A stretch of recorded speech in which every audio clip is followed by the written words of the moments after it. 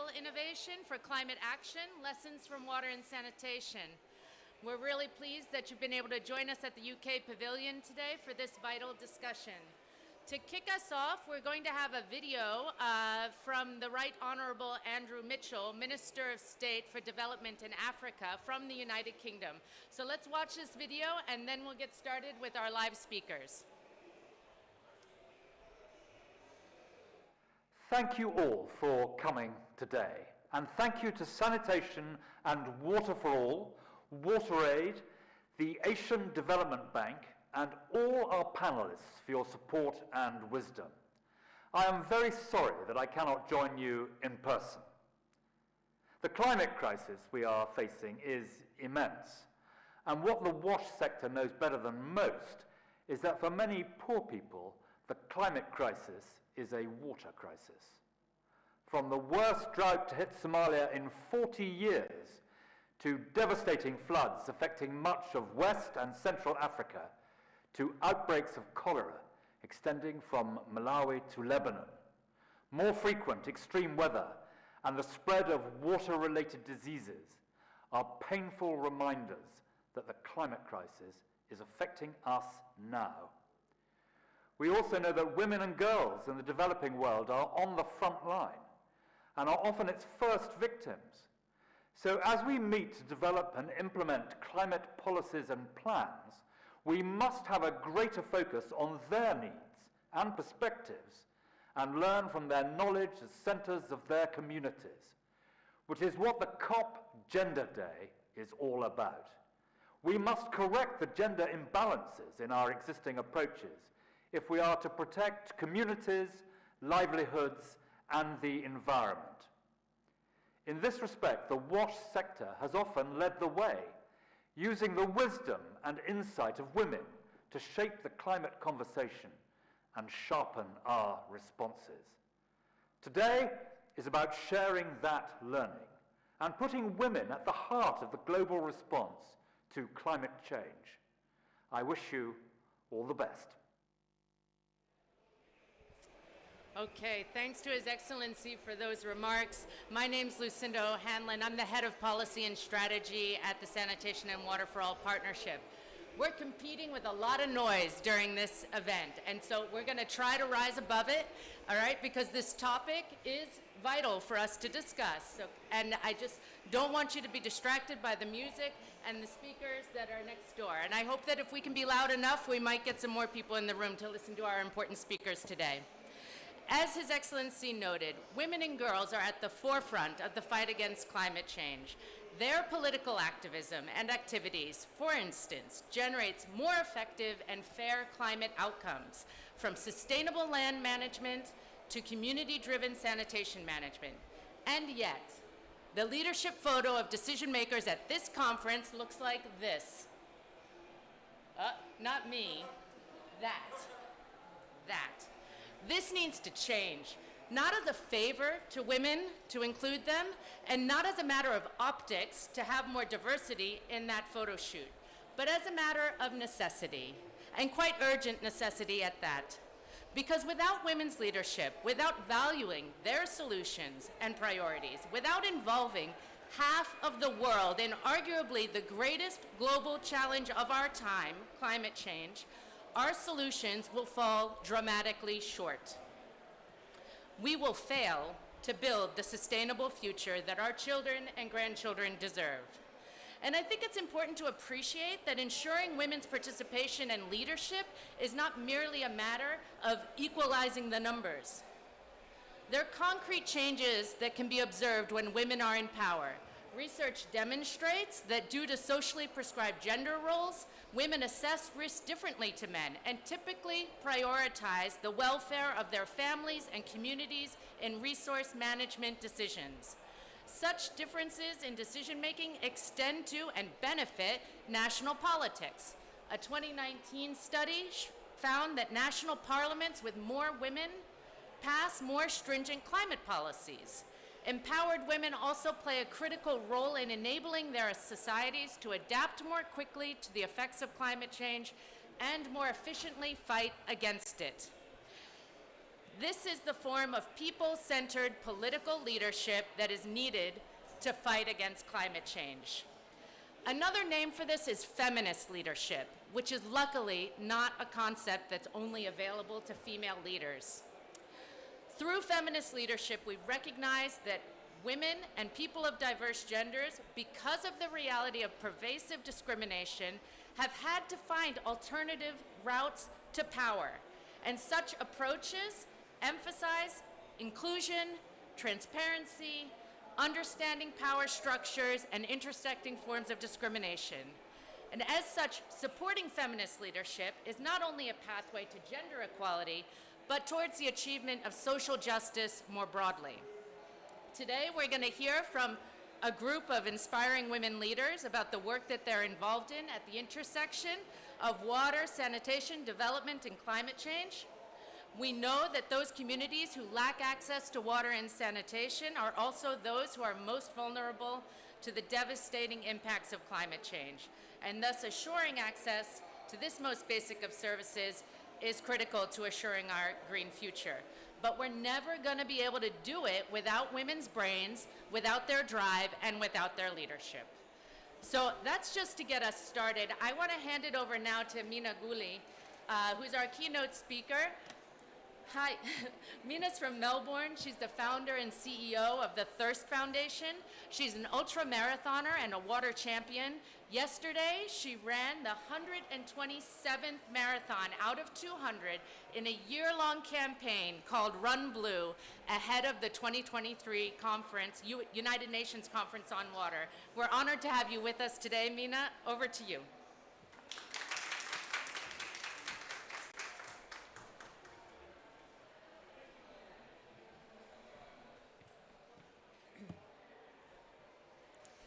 Thanks, Lucinda. I'm going to try and speak loudly so that, as Lucinda said, we can rise our voices above the noise that is coming from around us. The world isn't fair. Women earn less. We have fewer opportunities. And even when we do seize them, we often end up crashing into the glass ceilings.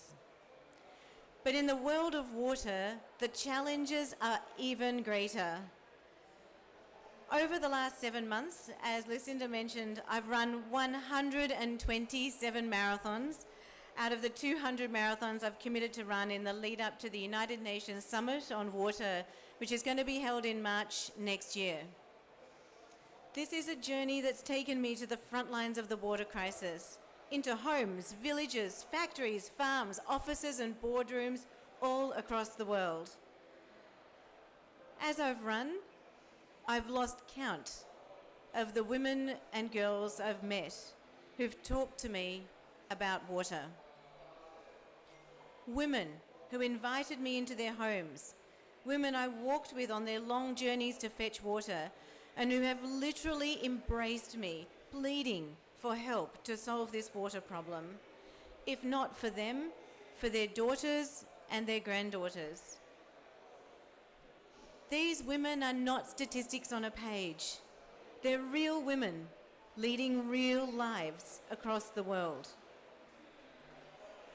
In Ghana, I watched young girls digging with their bare hands in the dirt, searching for water to drink. In South Africa, I ran through towns that had literally run dry, with girls waiting by the gates to their homes for their daily water delivery, instead of going to school. In India, women told me that they were left at home for months, looking after their families and their livestock while their husbands went into the towns to find work, because drought meant that their land could no longer support them. At the Aral Sea in Uzbekistan, where I ran past the hulking steel carcasses of fishing boats that now lie stranded in the desert sands, women came to meet me at what was the old port, begging for help to create economic opportunities for them and their children in a town whose businesses and future had dried up, along with its water. And in northern Kenya, women told us of the devastating impact of drought. Low water levels, meaning their walk for water became more treacherous and more difficult. And for one, almost deadly. She had to leave her baby with her young daughter when she went for water. Her baby, her youngest, fell into the fire and suffered traumatic burns to her head and body. These are not statistics, these are real stories of real people. And for these women, and the many hundreds of millions like them, water truly is life. It's in stark contrast to the conferences like this. And it's contrary to the conversations in most of the boardrooms and the halls of power around the world where business leaders so often undervalue and overlook water, even when they're talking about issues where water is central: agriculture, energy, climate change, poverty, food security, health, sustainable development. Women. Most of us have read the shocking statistics about water insecurity and the even more alarming predictions about how many more women and girls will be impacted by water shortages and the water crisis in the future, making the incidents that we just talked about above far from isolated. Instead, they're examples of the horrific way in which our global water crisis is disproportionately impacting women and girls right across the world. This needs to change. We need to invest in grey and green infrastructure that will transform their lives and the lives of their families and their communities. We need to invest in the toilets and the taps that make a difference to whether young girls can go to school and mean that women no longer risk their lives to fetch water for their families. And we need to invest in our ecosystems, the healthy rivers, lakes, and wetlands that provide the water that flows into those taps and that will help the communities that rely on them to adapt to the worsening impacts of climate change and to mitigate the damage caused by extreme floods and droughts. But even more importantly, we need new models of governance, new ways of mobilizing capital that will support and promote the role of women and the leadership they can provide in solving this crisis. We need women to be involved in the decision making, not only to dissect the what of the problem, but the how of the solutions. In Kenya, we went out to one of the local villages and I helped to hand dig a well. Probably didn't do a very good job, but it was an incredible experience. Incredible because it was a coming together of the entire community.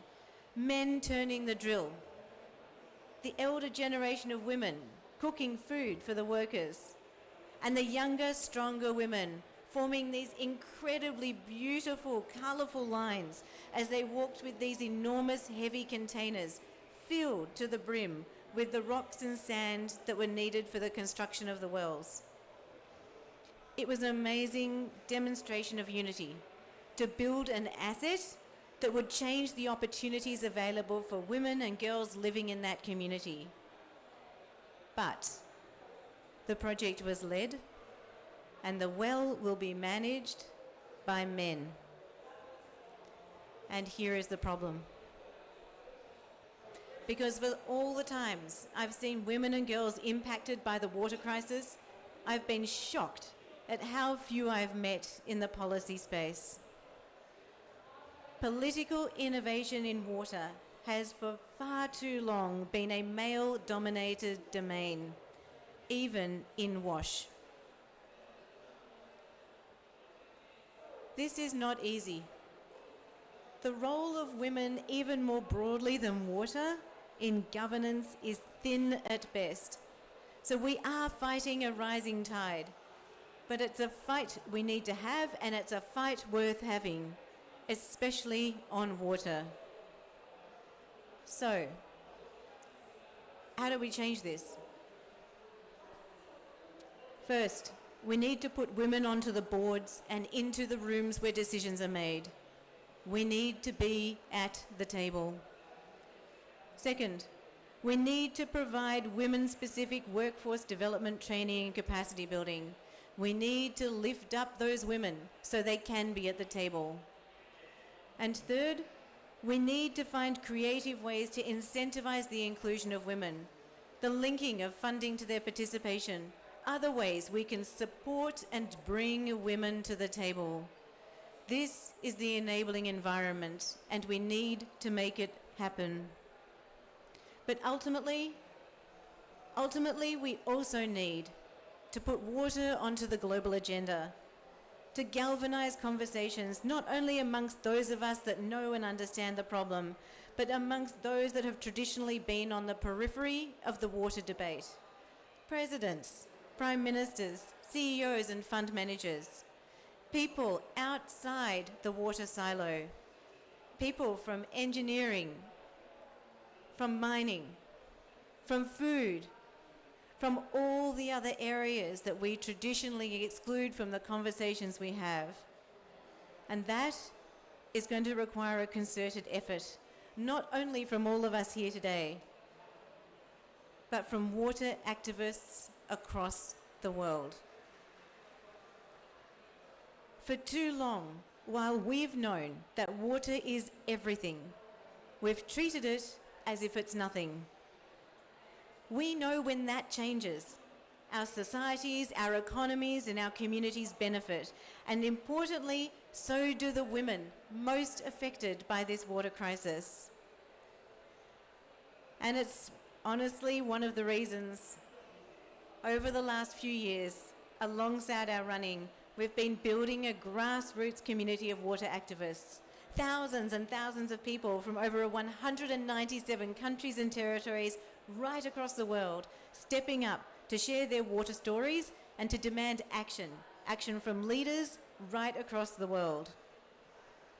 Many of these people are women and girls coming together to be part of the solution and to inspire others to do the same. Now, it's time for us to step up, to be the leaders and the change makers we need, to recruit others, to demand to be let in, and to help to set the stage at the UN Summit in 2023, and to put us on the path for concrete actions and solutions that will help to finally even the playing field for women and girls everywhere. Because when we work together, we can truly change the world. Together, we can. Thank you very much.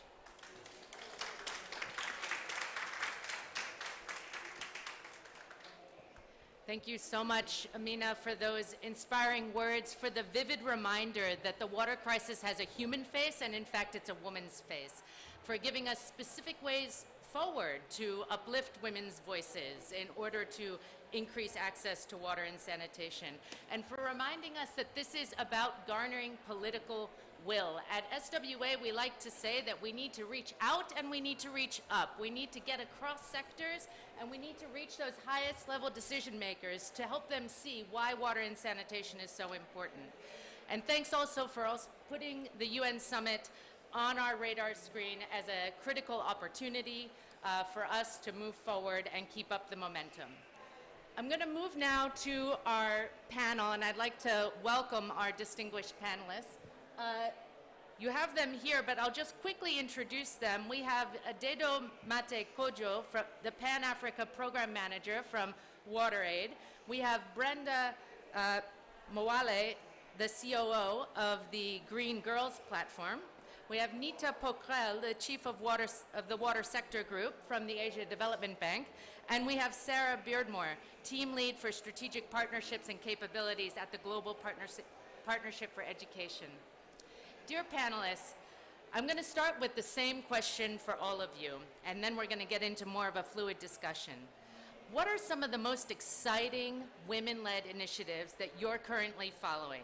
what's really inspiring you at the moment? And Nita, I'm going to begin with you. Do you have a microphone? Testing. Works. Okay, thank you, Lucinda. Thank you, Mina, very inspiring. And thank you also from from Asia Pacific region where 2 billion people still do not have water and sanitation access. We are also the region where we are most disaster impacted in the world. And I think we all know, this is a learned community here, it is the human face of women. Disasters uniquely impact us. Climate change is impacting us more. And water and sanitation, I need not say it is our business. We are there fetching water, especially in Asia Pacific region, on average. We spend 4 hours fetching water and collecting firewood still. So at the Asian Development Bank, we have no choice but to really be at it in our policies, at it in our projects, and demand more, and that's precisely what we're doing. I want to also talk about a personal story and a project story, because I think we all about storytelling here, and really it cuts across the blah, right? So personal story, when I was working as an engineer 27 years ago, in a developed country, not a developing country, my foreman refused to work with me and said to my project manager, it was a wastewater treatment plant just 2 hours away from Sydney, said, could you give us a real engineer? And my project manager, bless him, said, she's all we've got, mate. You want to get paid, you have to deal with her. Bless him, we need to create leaders, project managers like that. Another example, a project in Nepal, we call it Small Towns Water Supply and Sanitation Project. When we started, we demanded that the water user committee that will govern the project and will define the design and the implementation of the project have at least 33% women. That was what was in the constitution for local governance structures. But we also demanded that they must have a leadership position, either the chair, the vice chair, or the treasurer, because many a times we see they put women in the accountants and they don't have leadership role. So we gave the choice, but we demanded, and it took a year of negotiation to say, no, we really can't do this. And what happened now, local elections in Nepal came, and the women who were running these water and sanitation schemes at the leadership positions were the women who ran for elections, and they won. So this is what we are about. We need to put our foot down to say we will do investment projects differently, not blind investment projects that Mina talked about. We have infrastructure projects where it really doesn't reach out to the ones who are the biggest users. Policy makers, programs that will go deeper and really make people feel uncomfortable. But it will be the ones that will have largest impacts. So I will stop here, but I have plenty of more examples to give you, Lucinda. Thank you, Nita. We're going to come back to you for more examples, so keep a hold of them. Brenda, I'm coming to you next for some reflections on what has you excited at the moment from the work that you're doing in Malawi. All right, thank you so much for having me here. So I work with Green Girls Platform, and Green Girls Platform is a female-led organization, and we work with girls and young women and their involvement in the climate space arena. So this is like the first female-led organization in Malawi, and then we realized that we don't really have that platform where women and girls can actually be able to express themselves and actually take that responsibility to be in the forefront, being like the most, the group of people that are mostly impacted by the impacts of climate change. So this is where Green Girls Platform came in. And what we do is that we provide capacity building workshops and mentorship programs, both in schools, urban areas. We reach out to women and girls in rural communities what we want to build is that we know that our policies really doesn't give the platform where women and girls can actually be involved, more especially in WASH projects. So what we're trying to do is that we don't want to be that voice for them. We want them to be their own voices. We want them to be their own faces, whereby they can be able to speak for themselves, whereby people can get to know how are they being impacted? How can they be actively involved in the WASH and climate change arena? And then in so doing, we know that there's that communication gap where a lot of people don't really know the existing policies. And then how can we ensure that even those in rural communities can be able to know these are the policies that are there, and this is how we can be able to advocate for them, like for ourselves. So we do conduct like policy learning sessions in communities. We know that the policies are not in our local languages where even like those in communities can be able to learn. So we do policy learning sessions. And then after doing that, we do mentorship projects. And we want, the approach that we do is the demand-driven approach. They know the challenges that they're facing in the communities. And we don't want to go there and tell them to say, these are the challenges that you're facing. We want them to tell us, what are the challenges that they're facing? What is it they want to be done in their communities? How can we make sure that their communities are like climate resilient communities? And then once we empower them, we want them to be able to advocate even at local level, because we know there are like different funds that are given at local level. And then those funds are never directed to like WASH projects, environmental conservation projects, and we want them to be empowered and be able to stand and be that voice that they want in their communities. So basically that's what we're doing at Green Girls Platform. It's fantastic, Brenda, and we're going to come back to hear more about your work as well. But we've heard about empowerment. We've heard from Nita that this is about more than just WASH and how... oh, is that better? Okay. We've heard from Nita also about it brings benefits in WASH, but it also extends beyond to the larger community. Sarah, I'm coming to you next. What has you really excited at the moment? What's making you feel inspired? Thanks, Lucinda. Well, I think first I'm really inspired by Brenda.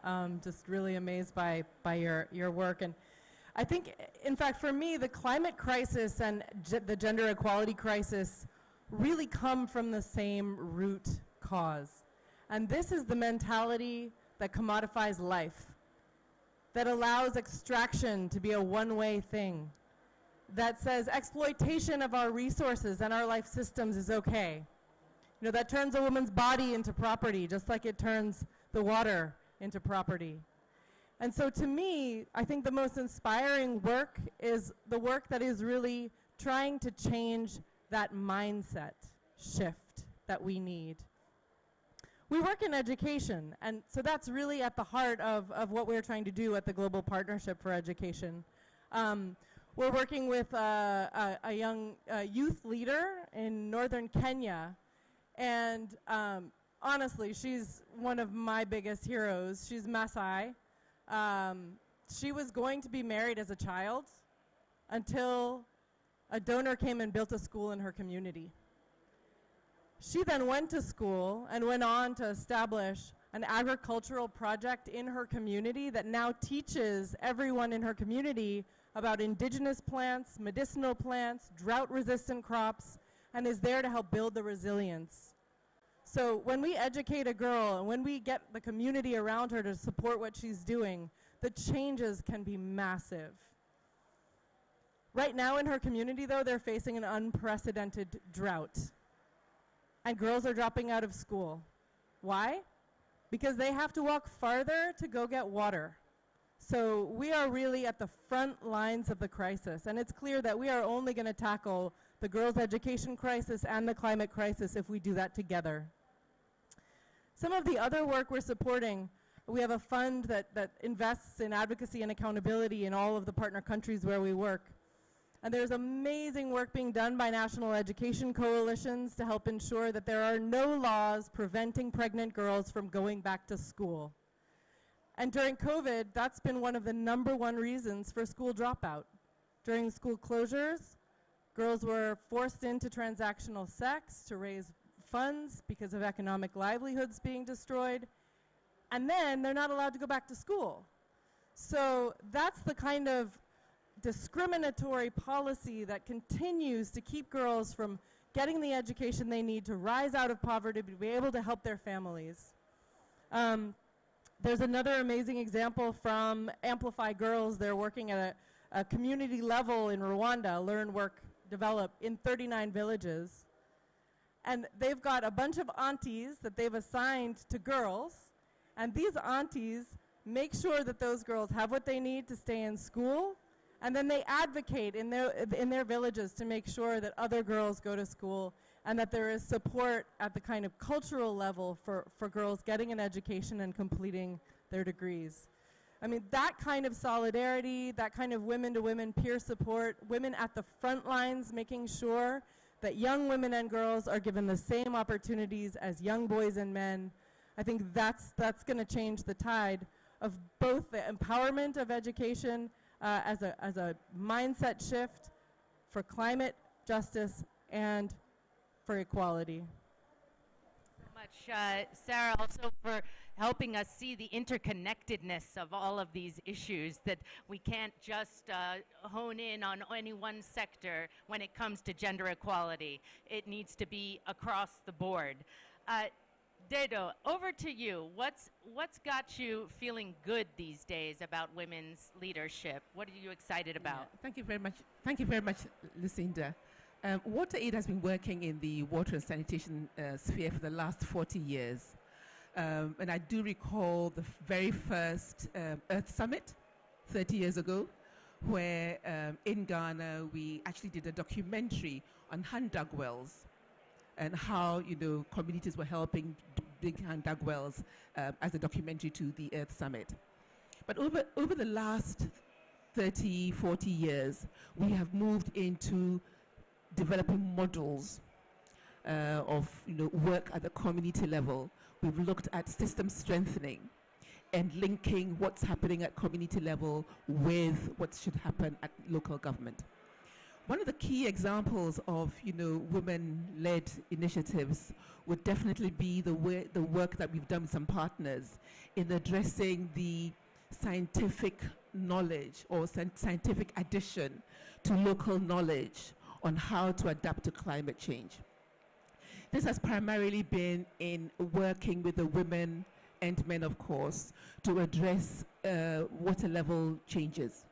So monitoring what is happening in the surface water, monitoring what is happening in the borehole yield, and monitoring the water levels in the dams.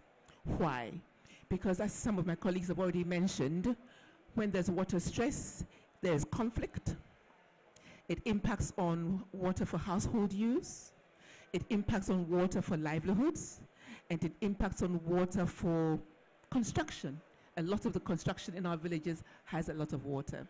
So by training the women in using the meteorological systems to monitor the water levels, the data is collected, and then some analysis is done together with the local authority, community members, and decisions are made as to which borehole can be used for what, and who has access to the dam. And, you know, is it for livestock? Is it for construction? Is it for household use? Etc., etc., etc. In addition, we have helped the women to develop market gardens. Market gardens using the run of water from the boreholes, using part of the dams to develop not just any crop, but indigenous crops. So I think I heard earlier on, you know, indigenous crops that, you know, through crops which previously were, you know, handpicked from the bush, women are now have access to grow that. And to tell you, you know, it's not just growing the crops, but also they have been trained in using compost to make compost, local compost. So the compost goes back into the soil. Of course, it has better yield, and we all know that introducing organic matter into the soil helps retain water. So in a cyclic way, these women are actually addressing climate change in their own little way. Another example I would like to give is our work in Bangladesh, where, you know, women have been trained to understand reverse osmosis and to manage a system that provides them with clean drinking water at the community level. Water is sold. It is sold at a nominal fee, and the money is used for other development in the community. Now, these two examples are examples of where water is scarce. But in Sierra Leone, where there's too much water that gets contaminated during the rains, we have helped women build the capacity to manage the boreholes at the community level. And so, bit by bit, train the women to repair the boreholes at the community level, so that they now, they don't use the groundwater that's contaminated, but rediverting to the borehole use. So, in a nutshell, we have women taking leadership at the community level for what happens to water that they use, water that they use for household, and community decisions around what else happens to water for the rest of the community. Thank you. Dedo, thank you so much, and to all of you for getting us started with some of those stories. And we're going to go deeper into them to understand why all of this matters so much. What difference does it make when you put women in leadership positions? Brenda, I want to come back to you. The Green Girl platform is doing really important work in Malawi. And what impact are you seeing on women and girls' lives with the actions that you were describing before? How are things changing as a result of mentorship programs, as a result of bottom-up approaches, right, starting with the demands of the community? Can you say more about that, please? All right, thank you so much for that. So one of the projects that I'm really proud of that Green Girls Platform is doing is the creation of safe spaces in schools and communities. Because I know, like, the impacts of climate change, we always relate them to, like, the physical impacts, but then we always feel like the impacts are also mentally like affecting people. And then for women, it's rare to actually have like that platform where you can be able to like vent or even be able to grieve, because like the impacts, you find that maybe their houses are washed away, maybe the houses are destroyed, their crops are washed away, and they don't have anything. But still more, in the midst of all that chaosity, you find that they still have to be strong for their communities, for their children, for their families, but they don't really have that platform where they can be able to get to know that they're not alone. They can be able to share experiences with other people. Because sometimes when you let out whatever you're going through, sometimes it helps to, like, it's a healing process also. So it's not just about, okay, we have to do afforestation, we have to do this. I mean, there's no way you can be going to someone's house and tell them to say, you have to start planting trees when they're mentally affected. I mean, you also have to make sure that their mental well-being is also like a priority. So that's what one thing that we as Green Girls Platform, we've been prioritizing, and it's really helping because we've actually seen women opening up. Like, we're going to communities where like 100 of people have died because of the cyclones. I mean, how do you approach that person to tell them to say, oh, we need to start planting trees? We need to make sure that we vent into irrigation processes. I mean, we have to make sure that even their mental well-being is taken care of. And at the very same time also, like the mentor, we were doing it was just like a pilot phase of the Young Women Negotiators Project, because what we've seen is that, yes, at global level, we need negotiators, but then who is going to keep them accountable for like all the commitments that our countries are coming up with, all the commitments that we see our governments making here at COP? Who is going to make them accountable at grassroots level? Because we don't want them to just like submit policies, to just come up with like those commitments, but then we need action. We need to see their action plans. For example, last year, we've seen countries submitting their NDCs. But then who is going to make sure that the NDCs are actually put into action? Are we just waiting for the next 5 years whereby, okay, countries now are coming up with like reviews of the NDCs? Who is going to make sure that that's actually being implemented on the grassroots level? So this is why we're coming up with we came up with the mentorship program, and then we have like different women negotiators who are actually here are negotiating, like top lead negotiators in Malawi. And then there are the ones who are like mentoring them, giving them the capacity building to say they can even do that at grassroots level. They can even keep our leaders accountable at grassroots level. And for the first time, last year I participated in COP, but for the first time, we've actually have two of our participants attending COP this time around. And yeah, they're inside the negotiation room, so this is why they didn't attend. But I would really love if they were here so that you can see them and maybe also share the experiences of how it's been going. And then we had another advocacy campaign in Salima, which is one of the areas where it's highly impacted by, it has been highly impacted by floods. And then we did our advocacy campaign in Salima, where we wanted to see the implementation of gender mainstreaming in the climate change management policy. Gender mainstreaming is there, it's just mentioned, but it's like on the ground, it's not being implemented. So what we wanted to do is to make sure that even them, like at grassroots level, the women, like they've never been in school, but they can actually be able to craft the stories, be able to share the stories, be able to see, like make our policy makers get to know, understand why gender mainstreaming is very important, and in the implementation of like climate change in the implementation of different projects. And at the very same time also, we've been doing green entrepreneurship. I'm saying we go in communities, we get to understand what are some of the impacts that they're facing, and then what exactly is it that they want. And we have like women in Karonga, in the northern part of Malawi. For them, they want to venture into afforestation, because that's something that they want. And with that, because it's something that they want, we're seeing sustainability, because we don't have to be there all the time. They're able to make networks. They are able to like contact the forestry officer in the district to make sure that they're doing. And this year, they've been able to plant 10,000 tree seedlings. And the seeds, the trees are still, like now, they are still alive, because we don't want to just do tree planting and then next year it's only 5 trees that have survived. We want to make sure that like the projects that we're doing are sustainable. And we have another team in Salima that they want to venture into climate smart agriculture, and they are like it because I'm one of the farmers also. I do farming, so for that it's like, oh wow, I'm going to be your person. And what we're trying to do, yes, during the rainy season there are floods, but then does that mean that throughout the year they have to be, they have to stay without food? I mean, this is where we have to encourage them to plant organic, or to do organic farming.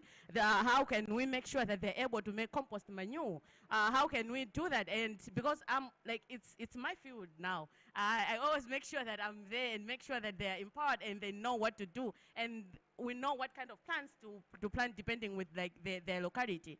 And at the same time also, okay, okay, all right. So we have, okay, lastly, we have those that are now making briquettes, because we know, yes, the government said, okay, no more use of firewood, but then what are the alternatives that are available? So we're trying to empower them, not just to use them in their houses, but they can also sell the briquettes and make a living out of it. So far, I think that's what I can share. I can go on and on, but there's so much to share, Brenda, and so many points there that I wanted to go even deeper into. So I'm sorry to cut you short, but I want to leave time for the others as well. I want to go back to your first point, though, the issue of self-care and making sure that we look at the whole woman, not just creating more work for women who are already on the front lines, who are already leading in their communities. How do we make sure we take care of them, body, mind, and soul?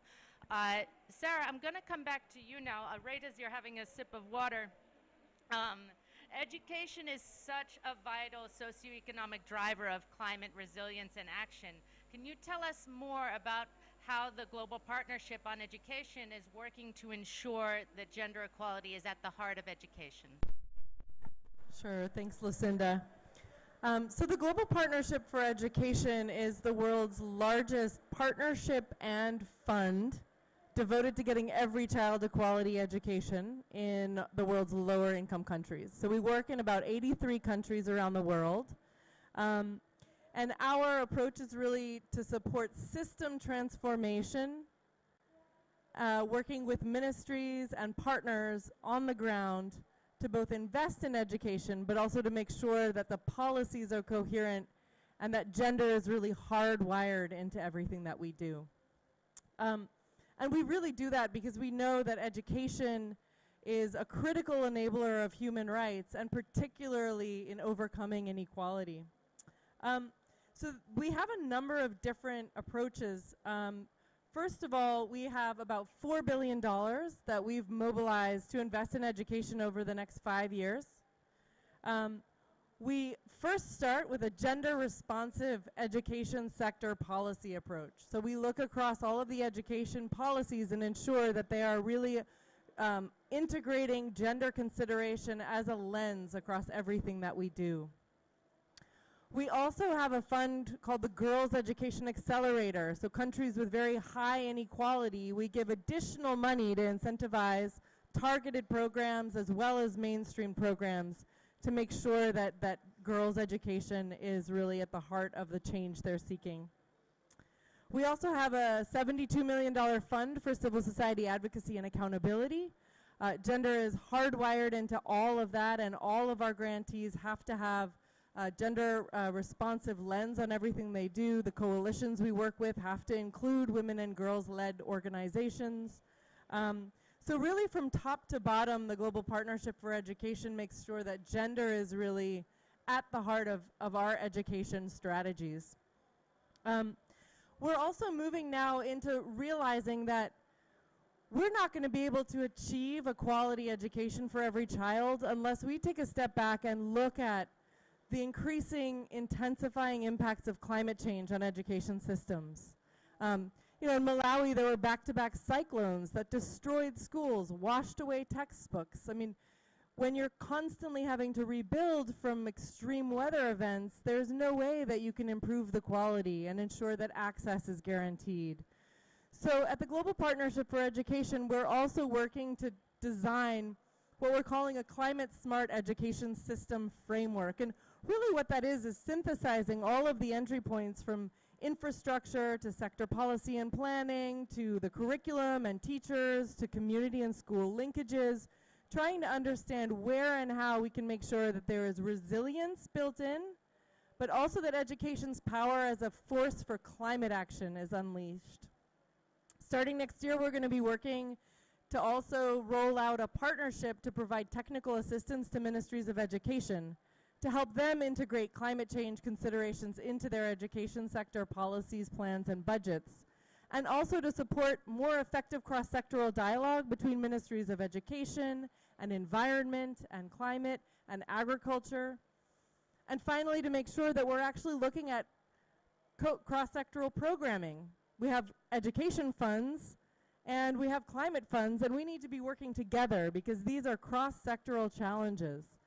As you said before, you know, the water issues affect girls' access to education, affect agriculture, affect children's nutrition to be able to be in school and learn. So all of these pieces touch one another.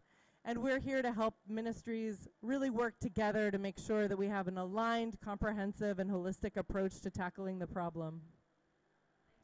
Thank you so much, Sarah, for also concluding on that note of we're in this together, and we have to find ways to band together to find solutions to these common problems. Dado, I'm coming to you next. If you could tell us more about the work of WaterAid to support women-led initiatives, and what results are you seeing from that work?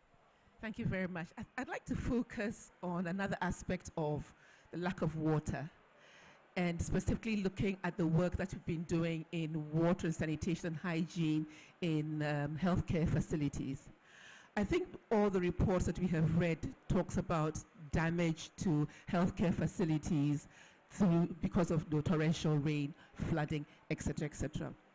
But the joint monitoring report of UNICEF also tells us that 1 in 5 healthcare facilities do not have access to water, and that out of that, about 1.8 billion people have access to healthcare facilities that do not have water.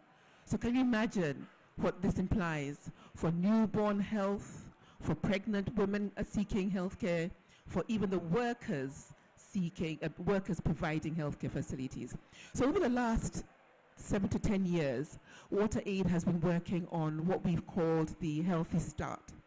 And Healthy Start, by its very name, talks about newborn health, being able to provide water and sanitation facilities at healthcare facilities so that, you know, give children, newborn babies, a good start to life, having water for delivery, water for the mother, water for the midwife, water for all those who attend the healthcare facilities in order to be able to wash their hands and use, practice personal hygiene. So what have we been able to do? Again, working with partners in the local government, we have made hybrid water systems, dug boreholes to bring water closer to the healthcare facility, instituted or installed solar-powered pumping systems so that no one actually has to go and fetch water to bring to the center for a mother who's having a baby. So that is done. We're providing disaggregated bathroom facilities for clients to the healthcare centers as well as the workers. But we have also linked up the water system to the community and to the schools so that, holistically, there's water availability for community members to be able to practice good hygiene, and for schools where we know without water, girls are extra challenged when it's time, when the menstrual cycle is due. But one of the things which, in addition to that, we've also provided some training and capacity building to community members. We are calling it rooted advocacy or indigenous approach, where building again on community skills, community negotiation skills, we provided them with the wherewithal so they can make demands to the local authority to improve situations in their centers. And I know that in a couple of situations in northern Ghana, the people themselves have demanded, the renewal or refurbishment of the healthcare center to prevent mosquitoes when women are there.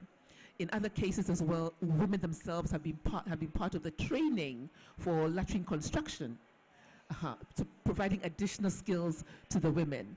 And I know that in Mali, through this training as well, women have been able to be part of the healthcare management system, committee.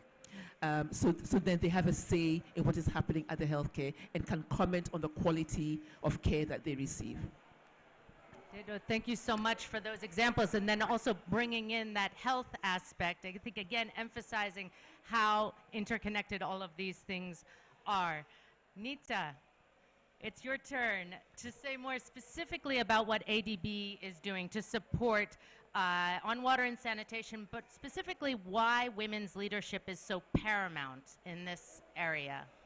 Over to you. Thank you, Lucinda. I think my fellow panelists have really illustrated already, when you do not have women involved in planning, design, delivery, and in ADB actually we go post-completion. I think we're the only multilateral development bank who go and rate ourselves at the completion of the project. How did we do it? And we put it in our corporate target indicators. So for all our projects, all water projects, 90% of it has, starts with the gender action plan. We go beyond some of the examples I gave to say, it's not about, is it gender mainstream anymore? Because it really is gender mainstream already. Are we going deeper? Are we really using those as leverage points to make further leadership policy impacts? And then coming back to say, how did we do over our average project period is 7 years. Our running water sector portfolio is $20 billion. How did our $20 billion of on-the-ground presence leverage and create better and deeper and longer impacts to make it sustainable? And without having those leadership interwoven into it, and it's also the participation, so the design is appropriate. I think we talked about design not being appropriate. So the full cycle of women's involvement in defining what the project would be, defining what the lessons learned would be, then interwoven into the next project, next policy intervention that is very important. And again, if you don't do that, you're not creating it for the communities that you're building. So our focus always is, how do we go beyond ADB projects to the partners like WaterAid, FCDO, everybody that we could to leverage and put it into the budget books, put it into the policies that can cascade further. That's where we at, and I don't know if I've really answered your questions because I'm looking at the time also. So We are running over time. Thank you, Anita. You're doing a better job than I am at keeping track of the time. no, because I'm just going, you said 3 minutes, and I'll just stick to 3 minutes. No, thank you for that, Nita. And also this emphasizing that the design is the key, that including women and gender equality, it's not a garnish that you add at the end. It's the fundamental ingredient for success. So thank you for that. I know we're over time, but we also started 5 minutes late. And so with your permission, I want to do one last rapid fire. What gives you hope for the future in 3 words? Who wants to go first? Okay, partnerships. I really see a lot of us speaking 3 words. I'm going to now, because I stuck to my 3 minutes per question, I'm going to take more words. The momentum, you know, I've been here a week. Today's my last day. It was Water and Gender Day, and it's very apt.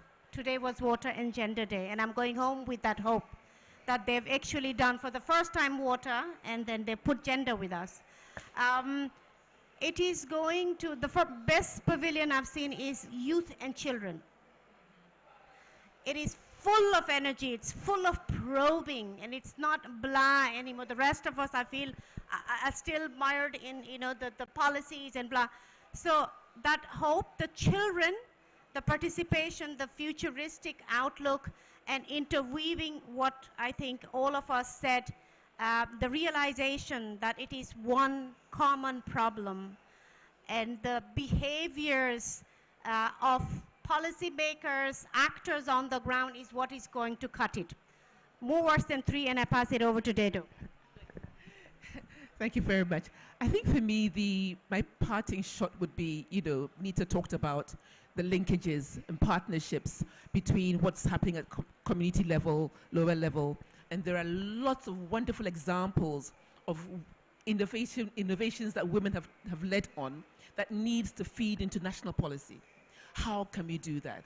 But having Nita here with us today, I think we should be able to think through the different levels through which we need to harness the power of these initiatives into national level policy and practice and budget and funding and finance.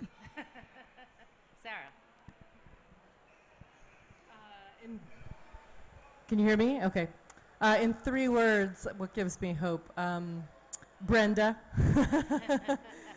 No, but really, I think the amount of grassroots innovation that is bubbling up right now is immense. And what gives me hope is actually that we're building allies across institutions from top to bottom, so that while grassroots innovation is coming up, we also have governments and people like us working with governments to help scale those innovations, really take them nationally. And I think that this is a force that can't be put back in the bottle. So we're here, and we're here to stay. Thanks, Sarah. Over to you, Brenda. A couple last words, please. Okay, what gives me hope is the meaningful, inclusive, and diversified participation of women in everything, and not tokenistic approach. So, yeah.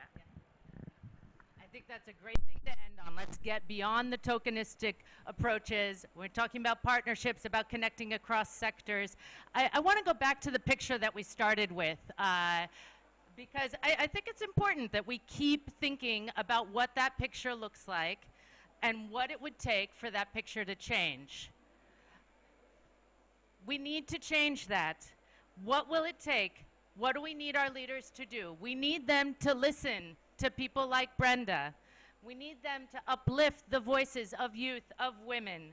And we need them to move over for a new wave of feminist leadership, which is led by all of the women that you've been talking about today and women like you.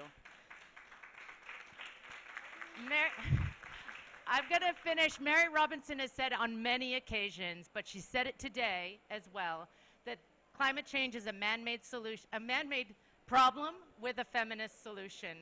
And I hope that we can all remember that and take this agenda forward. Thank you.